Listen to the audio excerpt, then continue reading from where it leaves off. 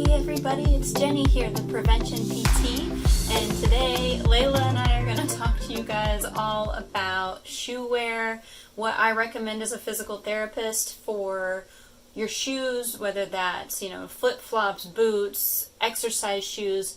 And so what we're going to start with today, because this is one of the main questions I get asked for people that come into the clinic with foot pain, is, what's the best shoe for running or walking? What's the best kind of tennis shoe that I can wear or buy? And what I recommend to people is basically anything that has a relatively firm midfoot and hindfoot. So the forefoot here in the front of the shoe, you want to have a little give, and I'm sorry, these are my old running shoes. They're a little dirty, but you want this to have a little give because when you take a step, and we land on our heel, most people land on our heel, running or walking, and then we roll through and we want to push off with that big toe. We push off with those toes to propel our leg forward. So we want a little give here, but in this area of your foot, you actually want relative stability. Those, I think they were Nikes back a few years ago that can fold in on themselves. It's not going to provide you a lot of support. So unless you're really interested in being like a barefoot runner, you don't really want to go for those shoes. You want to go for something that when you squeeze it, you can't really get this part to squeeze in. Okay, so that's one of the big ones. And then, it is good. They have, I know the store is called Fleet Feet. They'll actually do like a foot assessment, which is great, but that can be really expensive. And so this is kind of for those, economically conscious people that I just want to go to Walmart or my local shoe store and find a discount shoe, not go in and pay, hundreds of dollars for a elite athlete type running shoe. So the other thing you want to think about is what is the shape of your foot? For me, I have a really high arch. So that means I really want some amount of arch support. I do not want a shoe that's super flat. So I'm always looking in and even putting my hand in a shoe when I'm buying it to just determine, okay, there's a little bit of arch support. It doesn't have to be crazy high, but just something there that's going to help support your foot when you're walking or running. And then the other thing that is great to do, especially for, a new pair of shoes that you're noticing some pain on the top of your foot when you're walking or running, is actually changing how you lace them up. So I've done this with all my shoes. So you can probably tell better on these. You can see here, there's not a lace. I actually kind of brought it through and brought it up. This is the height of my arch, where my arch is the highest. And if I tie this down and get it tight, it puts a lot of pressure on the top of my foot. So I actually just skip that area of the lace and go up and give a little space for my arch. The other thing that you can consider, if you've got an old pair of tennis shoes, you're watching this video, you can't really afford right now to go buy a brand new pair of nice tennis shoes, is, look into just going to your local store, Walmart or something like that. They have Dr. Scholl's inserts that you can buy. Just basic, there's all kinds of different ones, but just something basic for a tennis shoe. You don't have to go crazy with the really high-end expensive ones. Just something that's got a little bit of cushion, particularly in the heel, and a little bit of arch support. That should be enough. And you can actually, most of the time, I might do that with my older shoes, is you can actually remove, I can pull it out. You can remove the cushion that comes with it. And if you look at this, you can see that arch support here. So it's got a little bit of arch support, but it's kind of flimsy. I mean, it's okay, but I've definitely worn these in, if you guys can see that, like where I have put a lot of pressure on my heel and my forefoot. So it'd probably be good if I was going to use these. These are kind of my dirty working shoes. I don't use them for walking or running, but if I was, it'd be good to just go buy something like that at Walmart, one of these new insoles. It'll help provide a little more support. The other thing that you want to consider with your foot type is, what does your foot look like? And kind of just pay attention and maybe compare it to your partners, your kids, your friends. My foot, I have kind of a wider front of my foot, the forefoot, where my toes are. And so I have a really hard time with shoes like this. When I try to wear these, I get so much pain here in the front of my feet. These are just too narrow. So that's another thing to just keep an eye on, and that's why when a patient asks me, what brand do you like the most? I tend to go with Asics because and that's kind of their design, which why I'm showing you that. They have a wider forefoot typically in the shoes that I've found. So I tend to go with them. This brand is Saucony. This was a little bit cheaper when I was shopping back years ago, so I bought these because they were comfortable and had the wider forefoot. But that's just something, even you can tell the difference between these two. This one has a wider forefoot, which is why it's been used a lot more. I'm more comfortable in these than I am in this newer pair. So that's the basics for tennis shoes. The other big thing to consider, especially for my, higher level athletes watching this video, if you're a runner or walker, you probably need new shoes or at least a new insert in your shoe at this point. I think, if I remember correctly, it was like 500 miles is the max we want to put on any pair of shoes, particularly the insole, the piece that goes in there. And if you consider, if you're a runner or a walker or just generally wear these shoes every day, after about 2 years, you probably met that. So new pair of shoes or at least a new insole if you can afford it.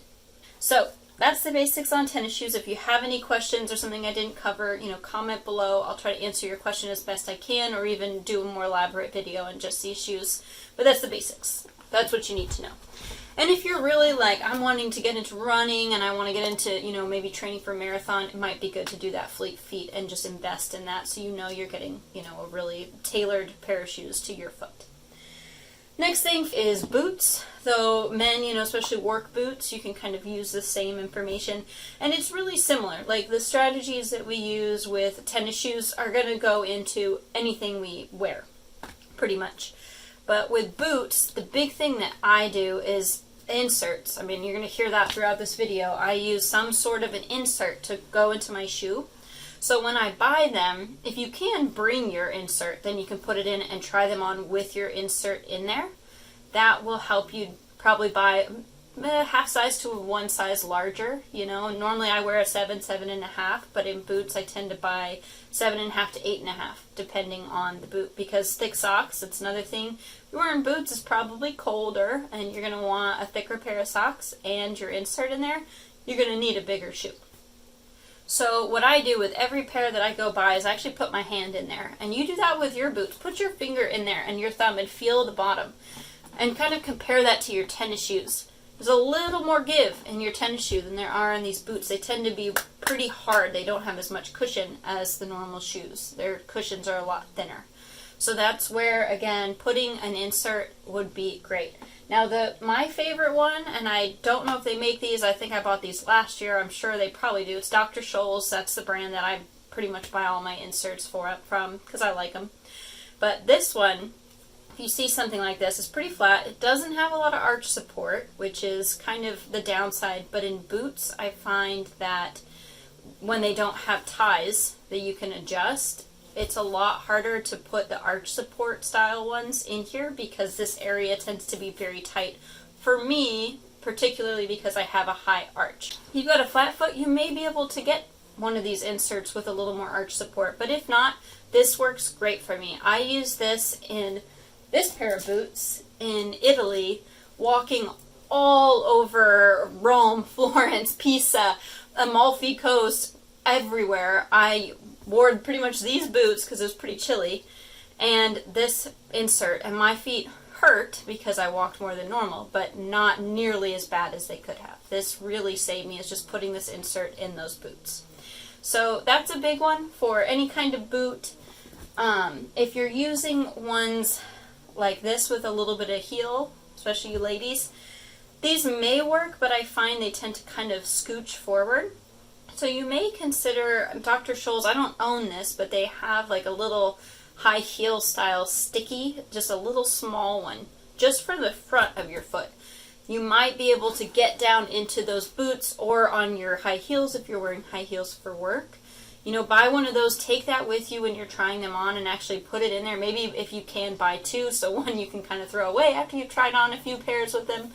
But really, when we're wearing heels, we tend to put a lot more weight on the front of our foot throughout the walking cycle because we tend to walk more flat-footed, right? If you try to roll in a heel, that's how you end up rolling your ankle. So we tend to walk much more flat-footed in any type of heel, and that means a lot more pressure here, whereas normally we have a heel strike and then roll through the toe. A little less pressure, a little less compaction there with that step. So just putting a little something, go through the aisle and kind of check out. They actually have like high heel specific ones. Something that's going to provide a more cushion to your forefoot will be helpful for that like impact when you land. So those are the big things that I do with boots, is bring a pair of insoles, just even something nice and flat, with you and try them on with a thicker pair of socks so that you can get a good size. You want a little bit of wiggle room. And that's the same thing with tennis shoes too that I didn't cover. If your toe is touching the front, it's too small. I know that's counterintuitive because we think when we're running we don't want a lot of movement in the shoe. It's a fine balance. You don't want a giant pair of shoes you're tripping over your own feet, but you want a little bit of space, maybe a half an inch, just a little bit of space between your big toe and the front. That way you can control the movement of your foot more so with the tying the shoe so it stays pretty secure on your foot. But if your toe is hitting the front of the shoe, you're going to get pain in that big toe. You might get pain in the joint or even up into your knee and your hip. I know that sounds crazy, but everything, starts at the foot. Every time you take a step, your knee and your hip, that impact goes through your foot up through those joints. So if your foot's not supported properly, that can translate to hip and knee pain. So this is a really important topic. Let's talk about hiking boots since we're on that trail. So these are my old hiking boots. I do as I say, not as I do. I need a new pair of these. But to my credit, I have put in the athletic style, they are worn, the athletic style insert into here so that, and you can see this, if you look, this is a lot harder to push. This is actually like a plastic, pretty firm piece. This is the athletic Dr. Scholl's, the active series. So these are more for like running shoes or hiking boots or something that you're going to be exercising in. There's a lot more thickness here in this cushion and a nice cushion here under your forefoot. So this is a really great series for a running shoe, a really great insert, but also for a hiking boot. So in order to save some money and to make these last longer, because honestly they're still waterproof, they're still working fine, I put this new insert in here, and that has helped with my foot feeling comfortable when I'm hiking for longer distances. If you're going for a hiking boot, something pretty sturdy, they're higher than your typical tennis shoe because they're providing that ankle support due to the uneven terrain. But these are a lot firmer and you can really tie them a lot higher so that if you roll, your foot lands weird and you start to move, your ankle isn't twisting and rolling where you could have an ankle injury up at the top of a mountain and you're thinking, how am I going to get down? It's going to provide that support in this joint that's very loose and allows for a lot of movement. And that way, the force is going more through the shoe than it is through your ankle. So wear your hiking socks, bring them along. If you don't have them and you're investing in a $100, $200 pair of hiking boots, go back home and come back later. Bring an insert if you like. That's kind of up to you because they tend to come with a decent insert depending on the brand. For those of you that saw that movie Wild back or read the book, I think they talked about that. When you've got a pair of shoes that's too tight, it's really going to be hard on your feet for long distances. And then another kind of active shoe that I purchased is the Chacos. So I love kayaking and being out on the river and the lake, and I was looking for a good pair of like flip-flop but water shoes, something that's not going to come off if I flip in the rapids or anything. And I chose these Chacos. They were in back when I bought them, and definitely I bought this 3-string brand because they didn't have a lot of them there, and I kind of liked it. This is really hard on my foot. The 3 strings are just really hard to adjust. I can never get them, all 3 of them, quite right in different areas. I think that the premise around these, the arch support, it's a very firm shoe. So again, using in the river, walking on uneven surfaces, it's nice for a flip-flop. You don't get that a lot. And it's got, the control around the back, which is really nice.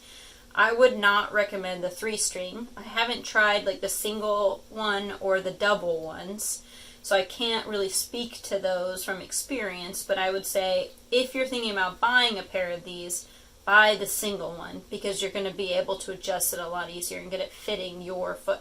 And I love that concept because everyone's foot is different and you can really tailor it to your own foot. But other than that, I know that Keen Keen also makes a decent brand that I've heard good things about from other people. I haven't tried them. But if you're using a shoe out in the summer, you want a flip-flop, the big things you want to look for is support and a back strap, because it's going to help you when the shoe's not connected to you. That can cause some issues within your Achilles tendon.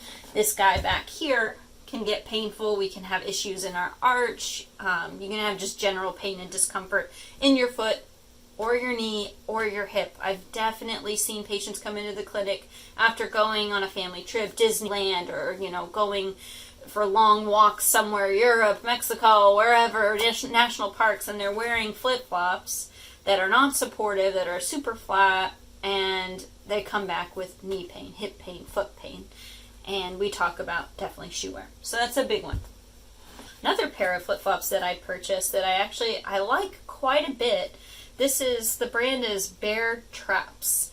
And what I love about this is it's really, really squishy. These are really nice and squishy, which gives me a little more give when I'm walking on like cobblestone streets. So I use these when we were walking around Switzerland and for the warmer days in Italy. These were a great pair of shoes because you see all that control. This is all supporting my foot. It's got a nice arch support. It's got a nice cushion. It's got a good strong arch support here. It moves a little bit, but it's still that nice firm. It's not like flipping in on itself.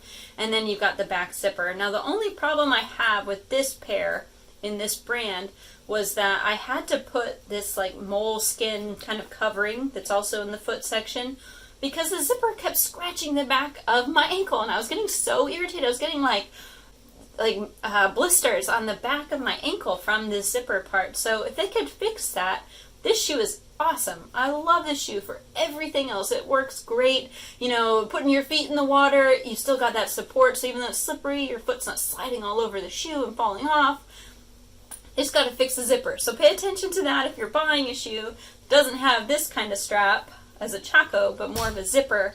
Walk around and even kind of like move in different positions, because this has made the shoe much more difficult to wear for long distances. If that moleskin comes off, the rest of the day I'm just scratching at the back of my foot, and it's not fun.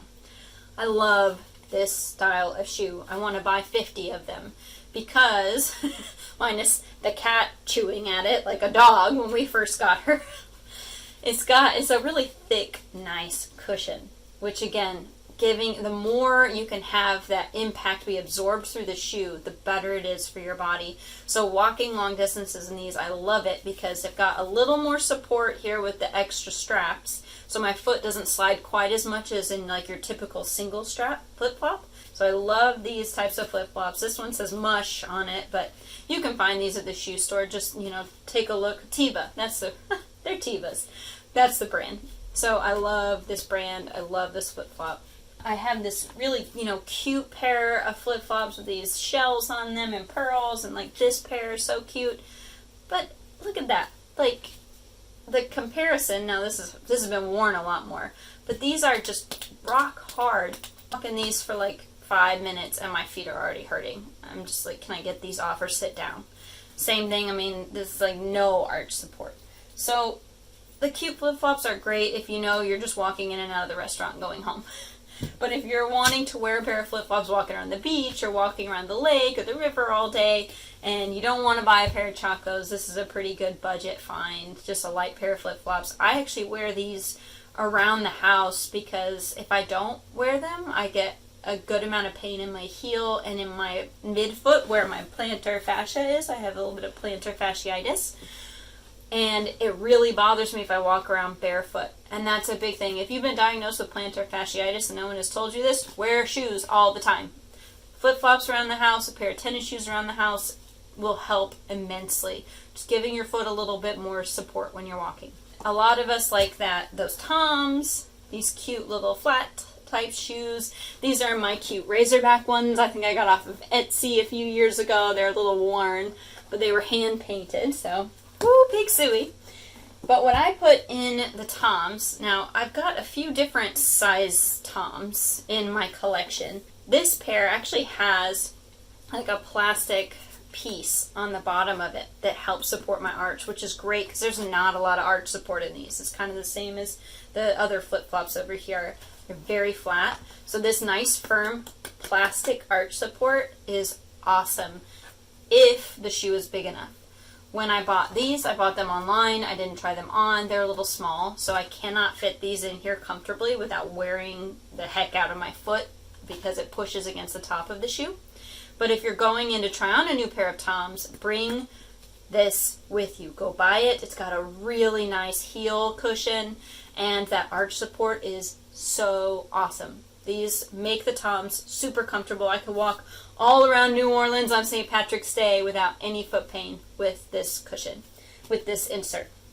Now, for some of my more tighter fitting ones, I actually really love these. They're very thin, especially on the front, which is not ideal, but in this type of shoe that's tight, that works great because it's not pushing my foot up into the shoe and rubbing on the shoe, but it's still got a nice amount of cushion for my arch and for my heel. So a little thinner one if you've got a tighter pair of shoes, or again, I like these. This one works well for my kind of in-betweens because it gives me that forefoot comfort when I'm stepping, a little more cushion than this one, but it again can make it a little bit tight. So just play with it. Buy a few pair of these if you can and just see what works best in your shoes, because the nice thing for me is, you know, I put these in different shoes and then I don't have to reach into, where did I leave that one? I got to put it in a different shoe. You know, you just have them all the time in your shoes. And then I just wanted to show you guys my cute Grumpy Cat slippers from back in the day. My sister got me these.